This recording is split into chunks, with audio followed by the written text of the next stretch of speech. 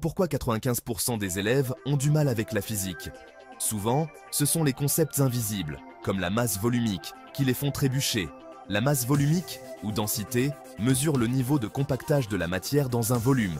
Imaginez que vous pressiez une grappe de raisin dans un bocal étroit. C'est une densité élevée. Maintenant, décortiquons le calcul. La densité est symbolisée par la lettre grecque RHO, ou la lettre anglaise D. Pour la trouver, il suffit de diviser la masse d'un objet en kilogrammes par son volume en mètres cubes. Ça paraît simple, n'est-ce pas? C'est une formule de base, R, M, V. Par exemple, si l'air dans votre pièce a une masse de 1,2 kg et occupe 1 mètre cube, sa densité serait de 1,2 kg, même 3. Mais que se passe-t-il si l'on change d'échelle? Dans le système CGS, utilisé pour les mesures plus petites, la densité est exprimée en grammes par centimètre cube. Appliquons cela à un exemple concret. Considérons deux cubes, chacun avec un volume de 29,60 cm3.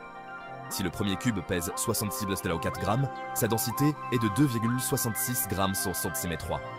Le second, plus léger à 25,4 g, a une densité de 0,852 g sur cm3. Comprendre la masse volumique n'est pas qu'une question théorique, cela explique tout, de la raison pour laquelle les bateaux flottent à la façon dont votre café du matin se mélange parfaitement dans votre tasse. Alors, la prochaine fois que vous voyez un objet flotter ou couler, souvenez-vous, tout est question de densité.